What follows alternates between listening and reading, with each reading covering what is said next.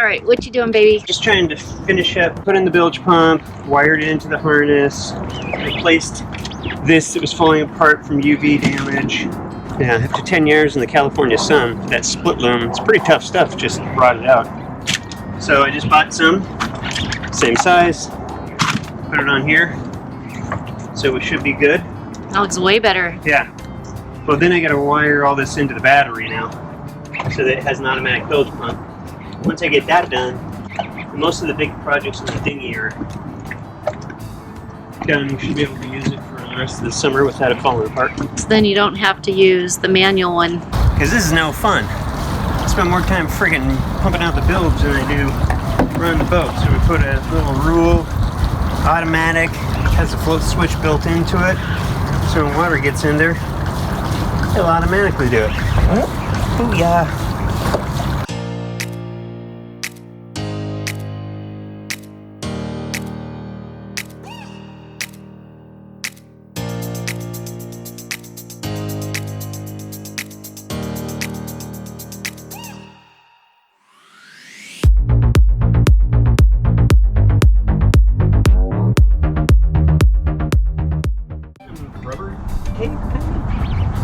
I'm gonna find it. It kind of looks like electrical tape, but it's not electrical tape. It's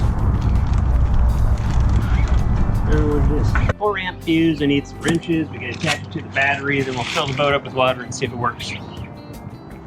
Sounds good.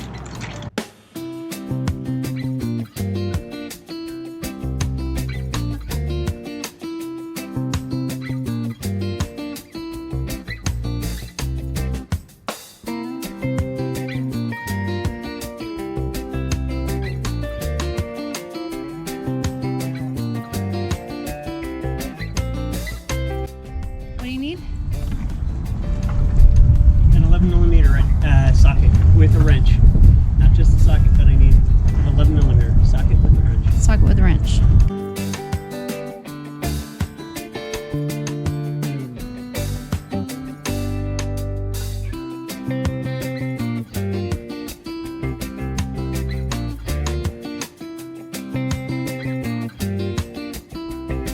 Bilge pump is in. So it's this guy right here. And it has an electronic switch in it, and then this is the outlet. Goes over the side. I cut it off right above the water line so it doesn't siphon back into the boat when it's done, because it'll sink the dinghy if we did that. And then I wired it into the new loom because the other stuff was baked out. Put new zip ties on it. Wired it into the batteries. Put a 4 amp fuse on it. So this is our old hand bilge pump. And what I'm going to do is just do a sample, and I'm going to I'm going backwards. We're going to fill the boat up with water instead of using it to pump it out, right? And by the way, I'm tired of using the manual bilge pump because every morning I have to do it because the dinghy leaks a little bit because this mount is super cool, this helm mount, but these need to, after 10 years, these need to be rebed because they're leaking, and so every night there's a little bit of water, probably about a little less than this, but it gets to be a bore, constantly pumping out the bilge. Now look, it's one thing you're probably noticing. This is a shit ton of water, and this bilge pump hasn't kicked on, which is not super impressive, to be honest with you. But what's going on is there's a little line here that says this is the auto float switch that's integrated in this is electronic float switch, little red dot, and there's a line underneath it, and it's not kicking on where the red line is.